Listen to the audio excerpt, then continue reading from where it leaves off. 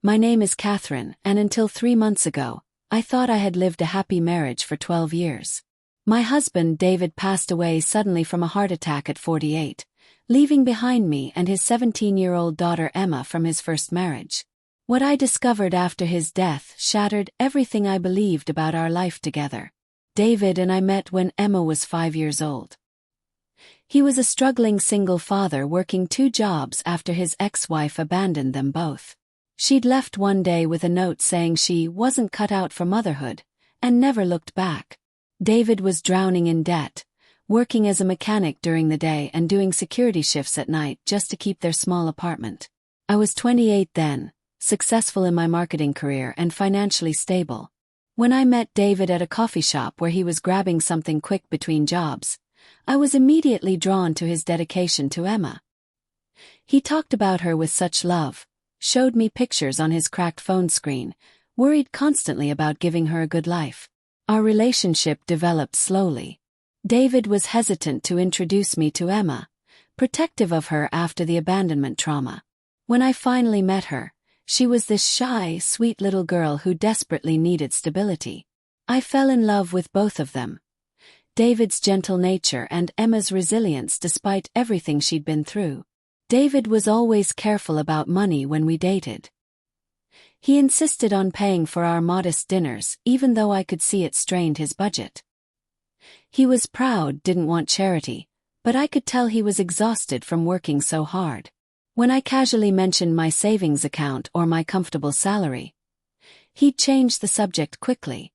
After we'd been together for 8 months, David's financial situation became critical.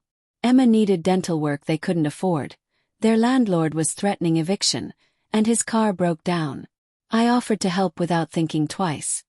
Not as a loan, but as someone who cared about their well-being. "I can't take your money, Catherine," he said, but I could see the desperation in his eyes. "It's not taking, it's family helping family. And Emma needs those braces." That night David proposed. He said he'd been carrying his grandmother's ring in his pocket for weeks, waiting for the right moment. He told me he loved me, that he wanted us to be a real family, that he'd never felt so grateful to have someone in his life. I said yes immediately. I thought it was romantic. A man so in love he couldn't wait to make it official. I thought he was proposing because he couldn't imagine life without me. Our wedding was small but beautiful. Emma was our flower girl, beaming in a dress I'd bought her. David cried during his vows when he talked about how I'd saved both of them, how I'd given them hope for the future. His words felt so genuine, so full of emotion. The early years of marriage were wonderful. I paid off David's debts, we bought a house in a good school district for Emma, and David was able to quit his second job. He went back to school part-time to become a certified mechanic, which I gladly supported financially. Emma blossomed, she joined the drama club, made friends, her grades improved dramatically. David was an attentive husband. He cooked dinner most nights since he got home earlier than me. He remembered anniversaries, brought me flowers, told me daily that he loved me. When I had a particularly stressful day at work, he'd run me a bath and massage my shoulders. Our physical relationship was loving and regular. Emma and I developed a close bond. I helped with homework, attended every school play and parent-teacher conference, taught her to drive when she turned 16. She called me Mom Catherine. Not quite mom but more than stepmother. We had inside jokes, went shopping together, talked about boys and college dreams. I never felt used or manipulated. David contributed to our household in every way except financially, and I thought that was fair since I earned significantly more. He did most of the cooking, cleaning, and home maintenance. He was emotionally present, supportive of my career, and seemed genuinely happy. There were small moments that, in hindsight, seemed significant. Sometimes when I bought something expensive, new furniture, a vacation, Emma's car, David would get quiet for a while. I thought he was struggling with masculine pride about not being the provider. I tried to be sensitive about it, always framing purchases as ours rather than mine. When Emma started looking at colleges 2 years ago, I naturally assumed I'd help with tuition. She wanted to study theater arts, which isn't exactly lucrative, but I believed in supporting her dreams. David and I discussed it several times, and he always seemed grateful but somewhat uncomfortable with my generosity. "You've already done so much for us," he'd say. "Emma knows how lucky she is to have you." I thought his discomfort came from feeling like he should be able to provide for his daughter himself. I tried to reassure him that we were a team, that Emma was my daughter too now, that I wanted to invest in her future. Last year, Emma got accepted to several good schools, including an expensive private college with an excellent theater program. The tuition was $45,000 a year. I told her not to worry about the cost. We'd make it work. David hugged me that night and said I was an angel for giving Emma opportunities he never could have provided. 3 months ago, David collapsed at work. The paramedic said he was probably dead before he hit the ground. Massive heart attack, no warning signs. He was only 48, seemingly healthy, no family history of heart disease. The shock was devastating. The funeral was beautiful. Emma and I clung to each other, two people who'd lost the center of our world. Colleagues, friends, and neighbors shared stories about David's kindness, his devotion to Emma, his love for me. Everyone talked about what a devoted family man he was. In the weeks after the funeral, I had to go through David's personal things. It was heartbreaking. Finding love notes he'd written me, pictures of our vacations, Emma's school achievements he'd saved. I was boxing up his desk when I found a locked drawer I'd never noticed before. Inside was a manila folder labeled, "For Emma. Open on 18th birthday." My hands were shaking as I opened it. There was a letter in David's handwriting, dated just 6 months ago, along with some documents I didn't immediately understand. The letter began, "My dearest Emma, if you're reading this, I'm gone, and there are truths you need to know before you become an adult." What followed destroyed everything I thought I knew about my marriage. David wrote that he had never loved me. Not romantically, not the way a husband should love a wife. He said he'd identified me as a target because I was successful, kind-hearted, and clearly lonely. He'd planned our entire relationship as a way to secure Emma's future. "I studied Catherine for weeks before I approached her," he wrote. "I learned her routines, her interests, even researched her company online to have intelligent conversations about her work. I knew she wanted a family, and I gave her that feeling while securing the financial stability you deserved." The letter detailed how he'd manipulated our early interactions. The coffee shop meeting wasn't accidental. He'd learned I went there every Tuesday morning. He'd deliberately shown me pictures of Emma and talked about his struggles, knowing it would trigger my protective instincts. "I never felt guilty about deceiving Catherine because everything I did was for you," he continued. "She got something out of it too. She felt needed and loved, she got to be a mother to you, and she had a husband who treated her well. I made sure she was happy, even if my feelings weren't real." David explained that he'd planned the proposal timing carefully, right when his financial crisis peaked and after he'd established my willingness to help. He'd been carrying the ring for weeks, waiting for the perfect moment when I'd be most emotionally vulnerable to his financial needs. The documents in the folder were copies of research he'd done on my financial situation before we married. Somehow, he'd discovered my salary, my savings account balance, even my inheritance from my grandmother. He'd calculated exactly what Emma's education would cost and determined that marrying me was the most reliable way to secure that funding. "Catherine has been the perfect stepmother to you, and that's not an accident," the letter continued. "I coached you on how to behave around her in the early days, remember? I told you to be sweet and grateful, to call her Mom Catherine, to ask for her help with homework. I knew she'd fall in love with being your mother figure." Reading this, I remembered those early interactions with Emma that had felt so natural and heartwarming. David coaching her on how to manipulate my emotions made my stomach turn. The letter went on. "I want you to understand that every sacrifice Catherine made for us was calculated on my part.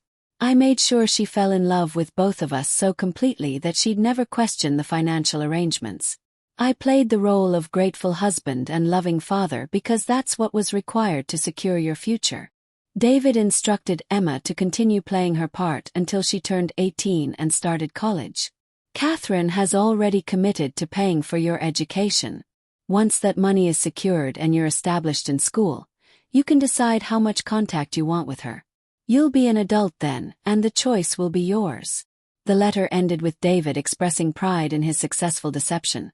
I gave you a stable childhood, a good education, and a college fund without ever having to rely on an unstable job market or economic downturns. Catherine believes she chose to help us, but I orchestrated every step. This is my gift to you. Security that doesn't depend on anyone's changing feelings or circumstances. As I finished reading, I realized that Emma's 18th birthday was just 2 months away. According to David's timeline, I was supposed to pay for her first year of college, and then she would decide whether to maintain our relationship. Sitting in David's office, surrounded by what I thought were mementos of our happy marriage, I felt like I was losing my mind. Every memory was suddenly suspect. Had David ever genuinely laughed at my jokes, or was that calculated too? When he held me during my father's funeral last year, was he just playing his role? I thought about Emma, who was grieving in her room down the hall.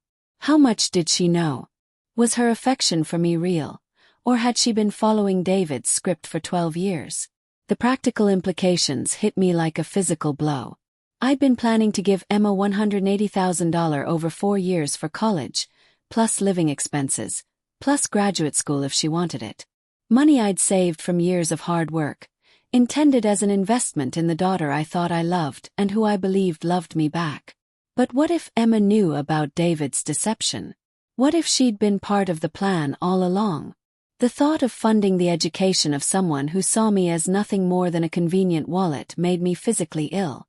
I spent the next week in a fog, watching Emma and trying to detect signs of deception.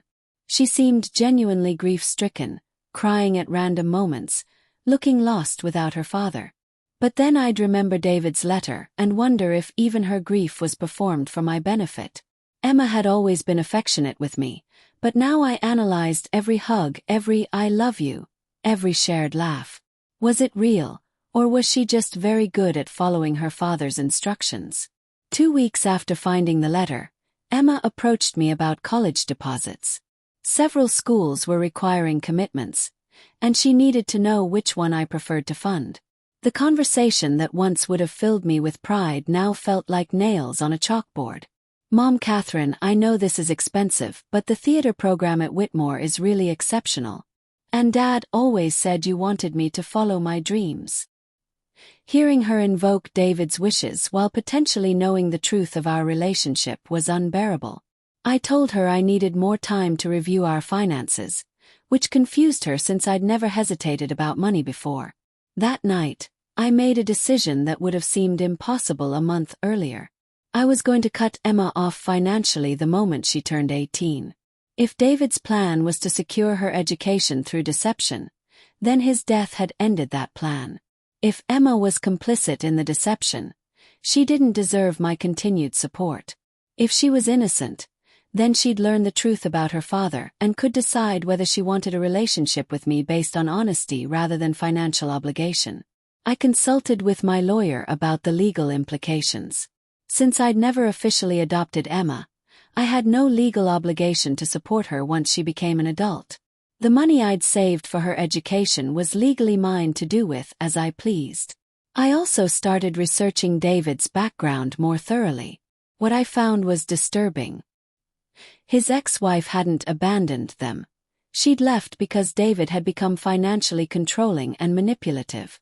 She'd actually tried to get custody of Emma but couldn't afford the legal battle when David hired an expensive lawyer with money from an unknown source. I found records of David researching my company, my neighborhood, even my gym membership before we met. He'd crafted his entire persona around what he thought would appeal to me. The struggling single-father routine was real, but his approach to solving it was calculating and predatory. Emma's 18th birthday arrived on a Tuesday. I'd planned to tell her the truth that evening, but Emma brought up college financing at breakfast. "Mom, Catherine, I need to send the deposit to Whitmore by Friday. It's $5,000 to hold my spot, and then we can set up the payment plan for tuition. Looking at her across the breakfast table, this girl I'd raised, worried about, celebrated with, and loved as my own daughter, I felt my heart breaking all over again. Emma, we need to have a serious conversation tonight. There are things about your father that you need to know, and they're going to change everything. Her face went pale. What do you mean? What things? Your father left you a letter to be opened on your 18th birthday. I found it when I was going through his papers. We'll read it together tonight, and then we'll discuss your future. That evening, Emma and I sat in the living room where we'd shared so many happy moments over the years. I handed her the letter with trembling hands. Before you read this, I want you to know that no matter what it says, the love I've felt for you these 12 years has been real. You've been my daughter in every way that matters. Emma read the letter in silence, her expression changing from confusion to horror to something I couldn't identify. When she finished, she looked up at me with tears streaming down her face. Mom, Catherine, I swear I didn't know. I was 5 when you came into our lives. I don't remember Dad coaching me on how to act around you. I just loved you because you were kind to me. Her reaction seemed genuine, but David's letter had taught me that people I trusted were capable of elaborate deceptions. Emma, I want to believe you, but I need you to understand my position. I've discovered that my entire marriage was a lie. Your father married me for my money and used me to provide for you. I don't know what's real anymore. Emma was sobbing now. But you're my mom. You're the only mom I've ever really had. I love you so much. Please don't let Dad's lies ruin what we have. If what you're saying is true, then we can rebuild our relationship on honest ground. But I won't be paying for your college. I won't be supporting you financially anymore. If you want me in your life, it has to be because you genuinely care about me, not because I'm useful to you. The conversation that followed was heartbreaking. Emma begged me to reconsider, insisted that her love for me was real, promised she'd do anything to prove her sincerity. But she also couldn't hide her panic about college, which made me question her motives. I can get student loans, she said finally. I can work and go to community college first. I don't care about the money, I just don't want to lose you. Then prove it, I replied. Build a life without my financial support. Show me that you want a relationship with me that isn't based on what I can provide. If your feelings are genuine, they'll survive this test. Emma moved out the following week, going to stay with a friend's family until she figured out her next steps. She took a job at a restaurant and enrolled in community college instead of the expensive theater program. She calls me twice a week, sends me pictures of her life, invites me to coffee. I watch her carefully, looking for signs that this is just another performance. But 3 months later, she's still reaching out, still trying to maintain our relationship despite getting nothing financial from me. She's working double shifts to pay for school, living in a tiny shared apartment, eating ramen noodles for dinner. If this is an act, it's incredibly committed and costly.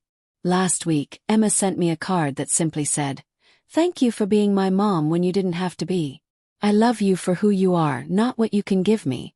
I hope someday you'll believe that. I don't know if I'll ever fully trust again."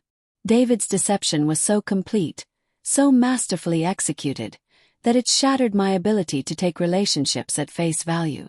But Emma's persistence in maintaining contact while receiving no financial benefit is slowly shifting my perspective. Maybe David succeeded in his manipulation so well that Emma's love for me became genuine over the years, even if it started as coaching. Maybe a 5-year-old following her father's instructions grew into a young woman who truly sees me as her mother. I'm in therapy now, trying to process the betrayal and figure out how to move forward. My therapist says that David's deception doesn't necessarily negate every positive moment we shared, but it does mean I need to rebuild my sense of reality from the ground up. As for Emma, I'm taking things day by day. If she continues to pursue a relationship with me without financial incentive, maybe we can find our way back to each other. But it will be a new relationship, built on truth rather than manipulation, and that might actually be stronger in the end. The money I'd saved for Emma's education is still in my account. Sometimes I think about offering it to her again, But I know that would undermine everything we're trying to rebuild. If we're going to have a real relationship, it has to survive without the financial ties that defined our past. David's plan worked for 12 years. He gave Emma stability and gave me the feeling of being loved and needed. But plans based on deception eventually collapse. And now Emma and I have to decide whether there's anything real left to salvage from the wreckage of his manipulation. The hardest part is knowing I'll never get answers to my questions. Did David ever feel anything genuine for me? Were there moments when his performed love became real? Did he regret the deception? Or was he proud of how well he'd executed his plan? All I can do now is focus on the relationships I can verify, the love I can trust, and the future I can build on honest ground. Whether that future includes Emma remains to be seen, but at least now we both know the truth.